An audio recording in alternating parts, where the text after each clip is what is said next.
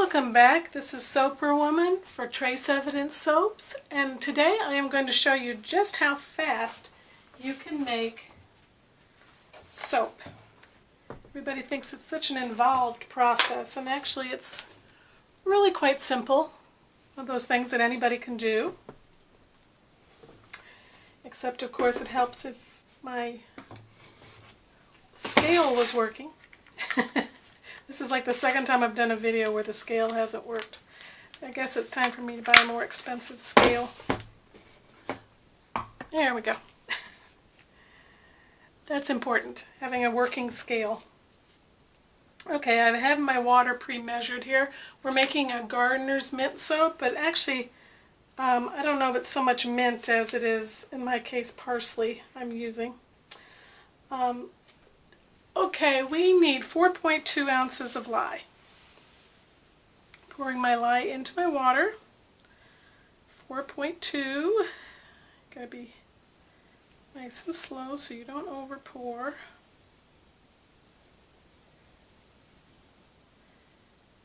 And I'm really good at it, so I don't think I will pour that often. I think I've done it twice since I've been making soap. Okay, then we want to stir the lye until it's clear enough to see the spoon.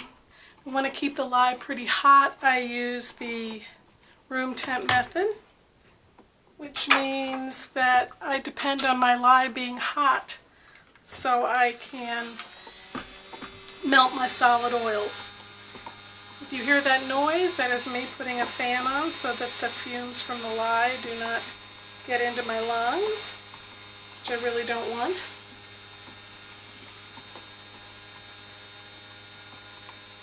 I don't think lye is quite as scary as everybody makes it out to be. I don't think it's quite as smelly as some people say. Obviously, if you're standing right over it and you inhale the fumes, it will make you cough, so you don't want to do that.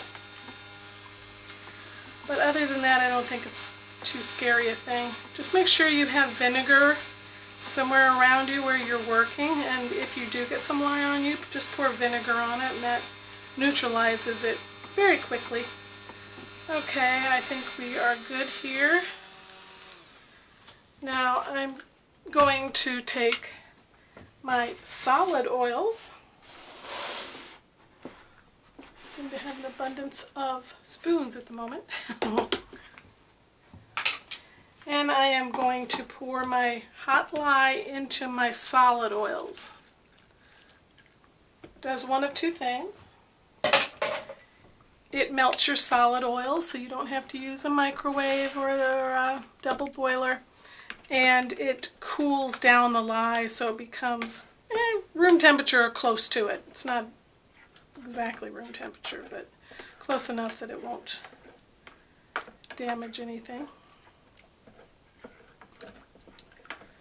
While this is melting here a second, I just realized I forgot to grab my fragrance, which, sorry for the squeaky door, and I really do want that, so I will grab it while that is melting.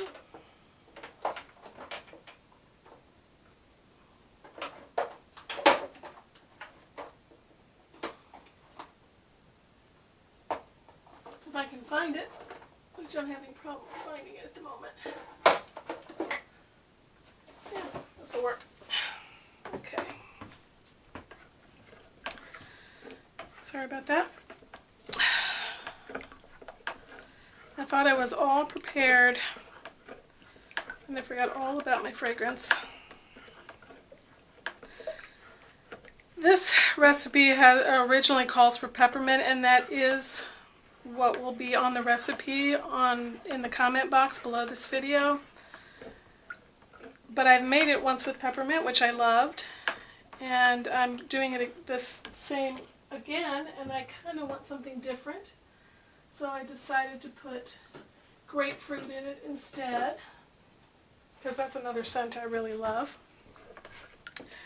This soap, it's not crucial for any particular scent, so you really can put whatever you like the best in it. That's almost melted. If you get little tiny bits that just refuse to melt, you can mix those with the blender and they'll probably blend out. So a lot of times the lye will cool down faster than you melt some of the oils. That's why it's important to get the lye in here as soon as possible. People worry about, well, if I don't stir the lye enough, will that get lye pockets in my soap? But you're stirring so much to melt the solid oils that you have well mixed your lye. Next thing in are my oils. Not many liquid oils in this. A little bit of apricot oil. I think that's about it.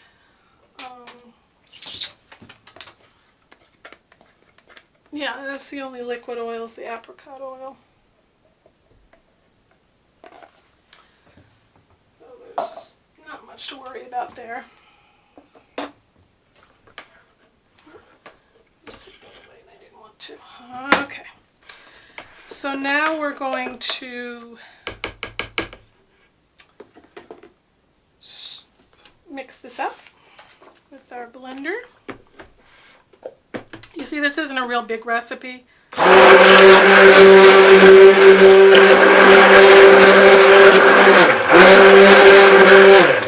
But it does thicken very quickly.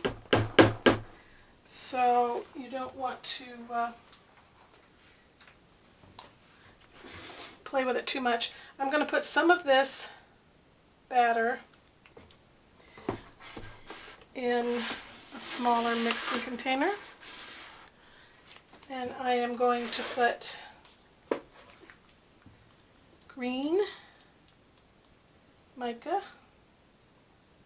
in there, along with parsley, and I am going to put walnut shells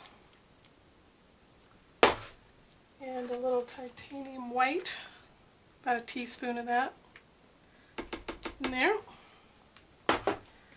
Then I'm going to mix them up by hand because, again, this gets pretty thick pretty fast, so I don't want it to get any thicker.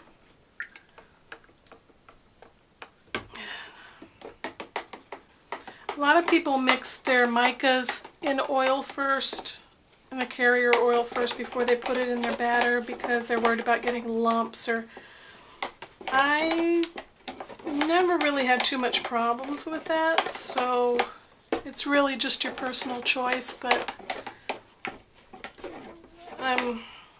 it's never been a big issue with me. I do want to mix it with this though. You should use the right spoon, and if you see any chunks in there in this photo, that isn't the mica, that is the parsley flakes, so it blends in pretty easily. Now I'm going to get my molds.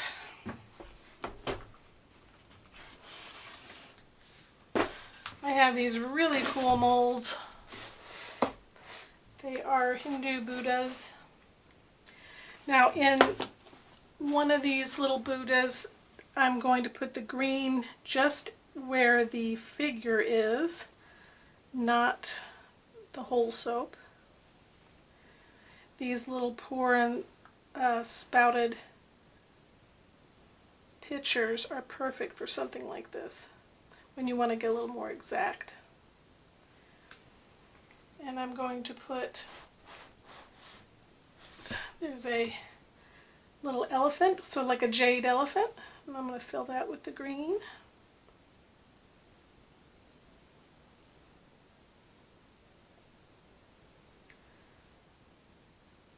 These little molds are really made for melt and pour soaps, but you can use regular soap in them. Just have to be a little more diligent about making sure that it gets into all the cracks and crevices. Okay, now I have some green left over. I'll end up pouring that in some other molds. But now I'm going to pour the white into the other molds, and by the time I get to the green ones, hopefully I can pour it on without messing up the green. I want it to dry a little without using up all of my white. Don't want that to happen. I'm going to be very careful here. Yep, that worked. Oop. You want to pour it low and slow to make sure you don't have any spillage of the green moving out of its spot, going places you don't want it to go. Again, make sure I don't run out of this white, which I feel like I might do.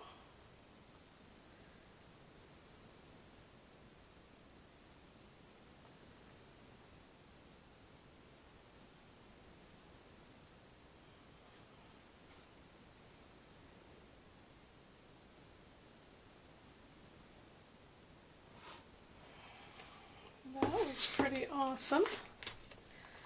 Just going to tap this down, and it's going to make my camera shake. I apologize. I have very lightweight tables, and it causes my camera to bounce. Now I have the green and white left over. I think what I'm going to do is just do kind of a swirl thing where I have a little bit of the white, a little bit of the green, and just see kind of what happens. Sort of like a piece of jade. When you get that jade that has a little bit of white and a little bit of green in it. We'll see how this works. But it looks like I'm not going to need those extra molds I have laying around.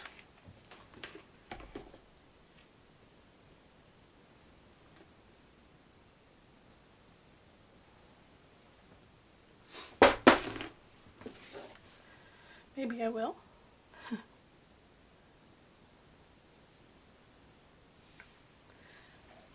A spot of green in there I didn't want. Okay. Alright. Now I have those soap molds done. And I will, excuse my arm. Oh, that's heavy. Okay, now I have another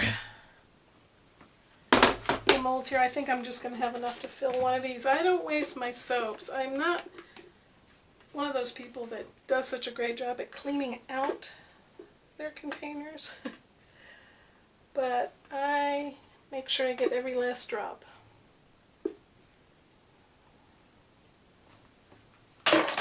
Into a mold.